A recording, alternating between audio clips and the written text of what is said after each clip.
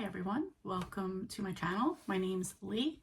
You're watching Dark Roots Creations, and this is going to be my March wrap-up.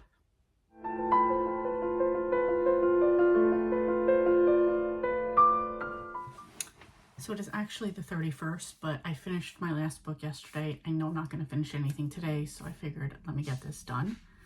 I did want to start, but then Marcus wanted to talk about wrestling, so, we get distracted. We are in like WrestleMania season now, so, and a huge deal because John Cena's a heel, blah, blah, blah. Anyway, let's get into it.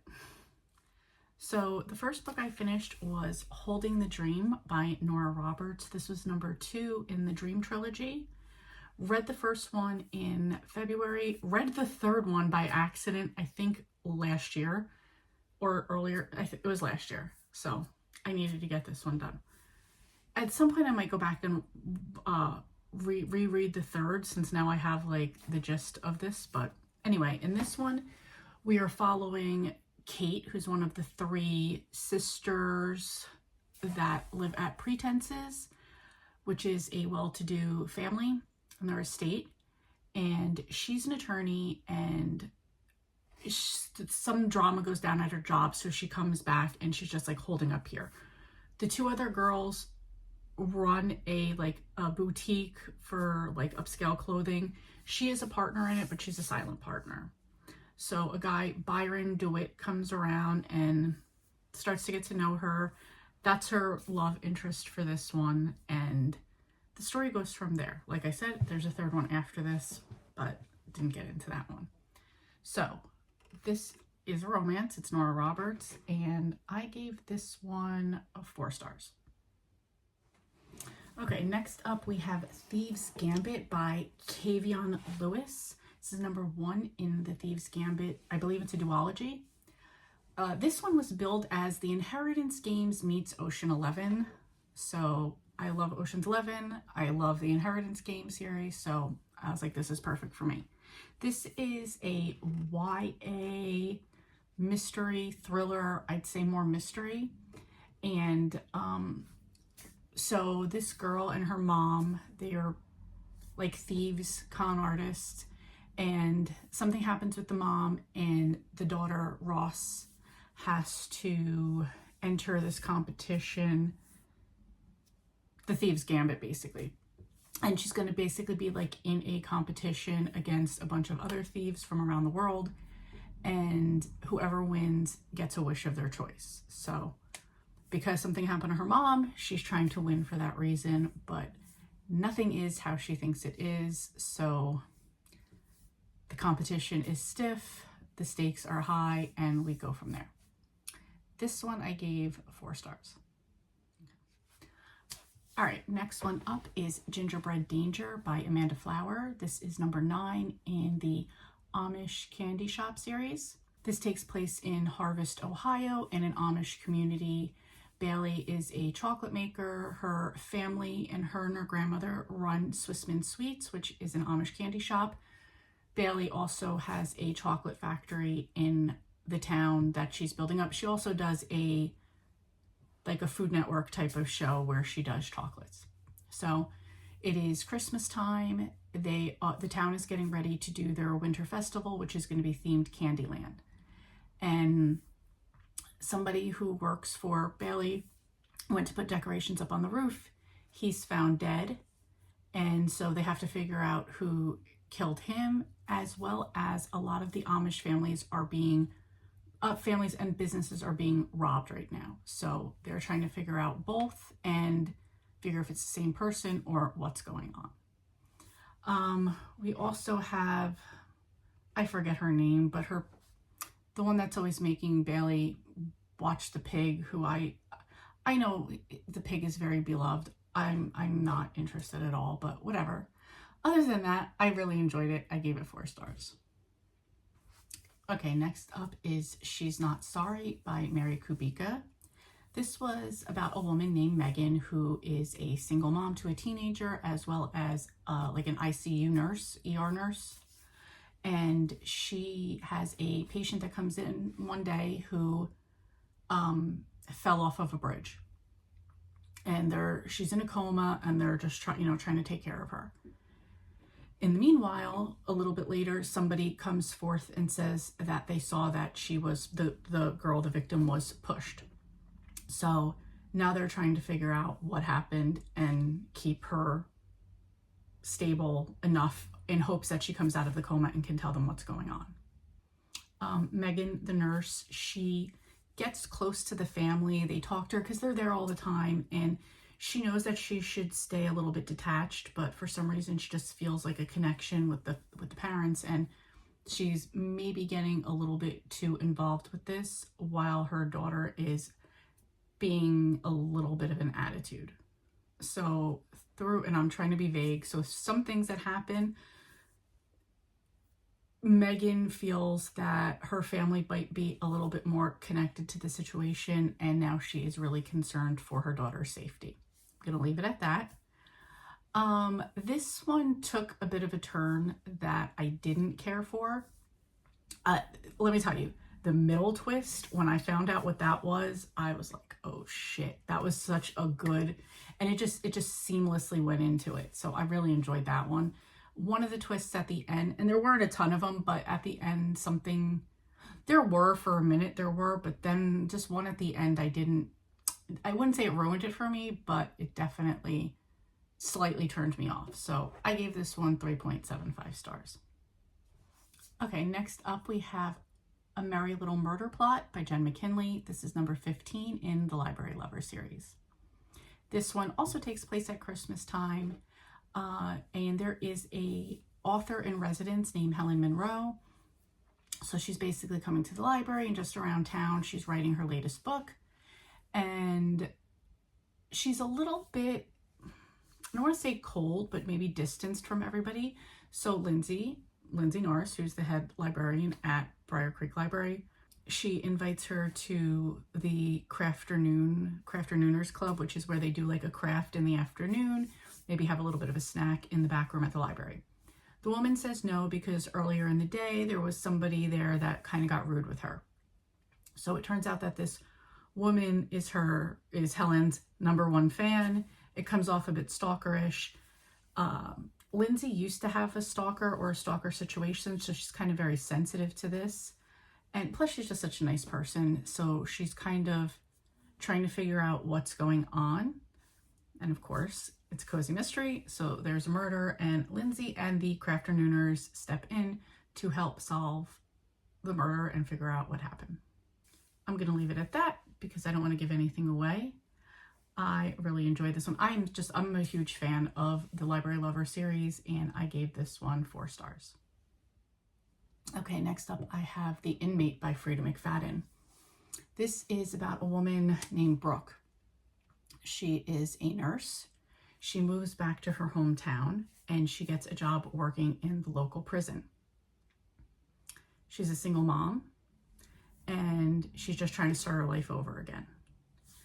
The prison where she gets the job at is also where her ex-boyfriend Shane, the father of her child, is also in prison for the rest of his life, and it's because she put him there. That's all I'm going to say about it. There are some other, obviously there's other characters in it. I will say I was really into it until the twist at the end, and something about this it didn't hit for me. This was 3.5 stars for me. I think my first Frida that I didn't really love. So yeah, I enjoyed most of it up until like 2 things that happened at the end. So it was still good. 3.5 stars. Again, I would always say this if it was like a cozy mystery or a YA, 3.5 is pretty good. For a thriller, it's just okay.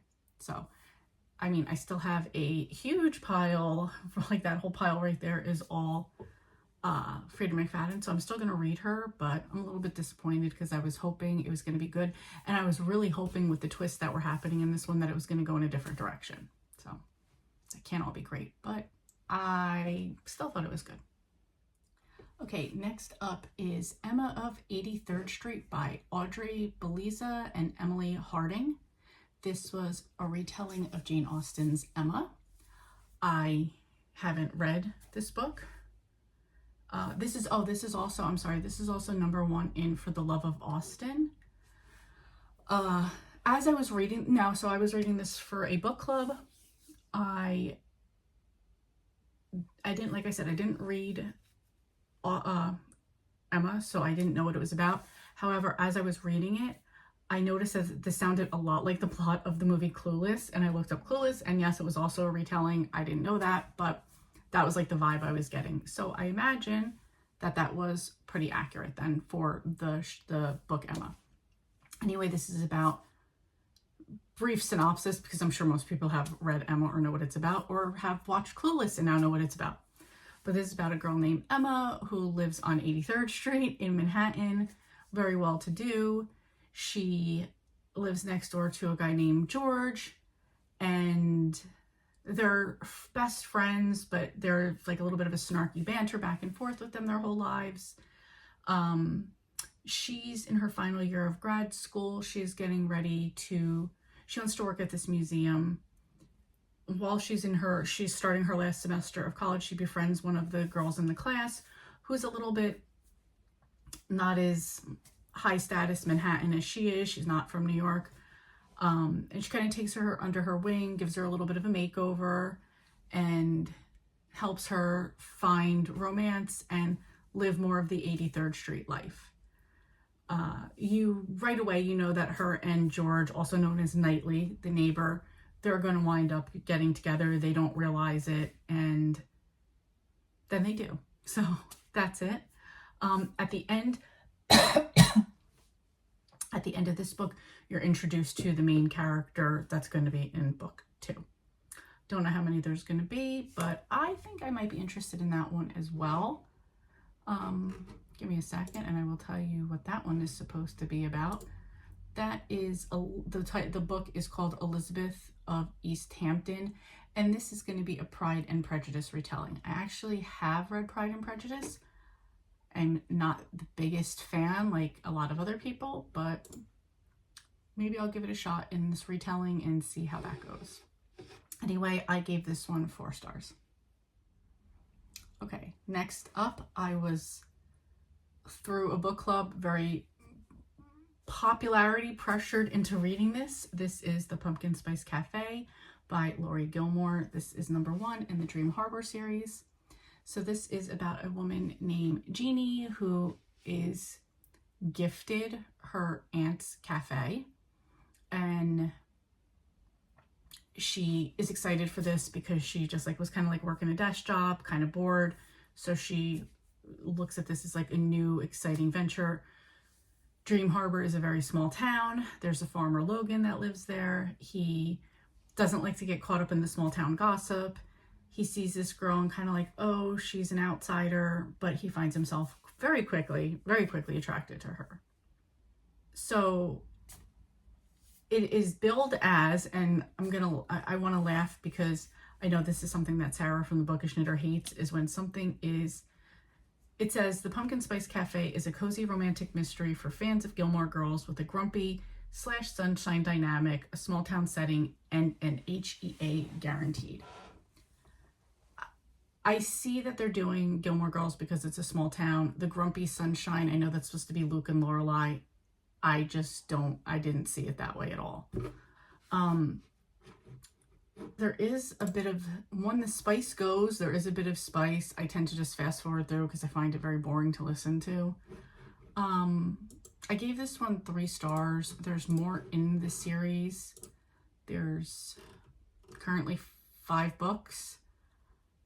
I don't think I would get to the other ones. It was an okay series. I didn't get that Gilmore Girls vibe from it. I don't care about like the steamy scenes. So, and it was just a 3-star for me. But again, it's a super popular series. Everybody's really enjoying it. Just not for me. Okay, next up is the last book I finished yesterday. This is Secluded Cabin Sleep 6 by Lisa Unger. I'm going to read the plot to you real quick. This is a thriller. It's 3 couples rent a luxury cabin in the woods for a weekend getaway to die for in this chilling locked room thriller. I'll briefly read some of it. An isolated luxury cabin in the woods, spectacular views, a hot tub, and a personal chef. Hannah's generous brother found the listing online. The reviews are stellar. It'll be 3 couples on this trip with good food, good company, and lots of R&R. But the dreamy weekend turns into a nightmare. A deadly storm is brewing. The host seems just a little too present. The personal chef reveals a very creepy story. And all of the friends have their own past and secrets and things that are going on right now. So it's basically chapters of different characters' point of view, and just that, like what each of their secrets are, what's going on at the house. At some point, as you know, it's like a locked room thing. So there's a storm, the power goes out, and a bunch of things go on. There was also, before they left, like, because it does take, there's like a little bit like before, like 3 months before type of thing. They were at a holiday dinner, and it was for Christmas, because all of a sudden this mysterious DNA gifts show up. So that's something else that plays a bit of a part throughout this. And I don't know, for the first half of this book, I was really interested, like, okay, where are we going? I thought I knew where we were going with some of the things, and then we didn't. And then, without giving anything away, when like the DNA stuff comes into play, you kind of ruined it. Also, things that you obviously thought were going to happen just didn't happen. And there was one particular storyline where you thought that it was going to go somewhere, or you thought it was going to go in one direction, and it didn't, and it just like fell flat. I've never read anything by Lisa Unger. I know she's a pretty popular author. I might give her like one more book shot, but if I didn't, I'd be okay with that. Again, it was good for really good for the first half. Just what I said, I didn't really enjoy, and I gave it 3.5 stars. So that was it. As I'm kind of looking down at my list, I'm like, I really didn't even have a 5-star. That's okay though. You know, I still enjoyed quite a few of the books, especially the cozy mysteries that I got into. Yeah. Anyway, let me know if you've read any of these and what you thought. What was your favorite book of April? Or did you have a very disappointing read that you'd rather vent about, and just let me know that you did not like it? I forgot to mention what I completed off my 25 in 2025 list. So as you can see, I finished a Mary Kubica, as well as the Library Lover series and the Amish Candy Shop series. I caught up on both of those. So 3 more spaces completed in March. Anyway, that's it for me. Tomorrow's April 1st, and I will be participating in Old School April, which is a readathon, watchathon, eatathon, eventathon, activityathon of everything old school. So I will be embroiled in that, as well as doing the week of Amish in April, but I'm not sticking to that week. I'm just going to read them throughout. Plus I have some buddy reads, plus I have a book club read, and then a second book club read. So I feel like it's going to be a very busy month. Anyway, I'll let you guys go. Thank you so much for watching, and I will see you next time. Hey, thank you so much for watching. Your support means a lot to me, and I love connecting with our amazing community. If you enjoy my content, please like and subscribe to stay updated with my latest videos. Thanks again, and I'll see you next time.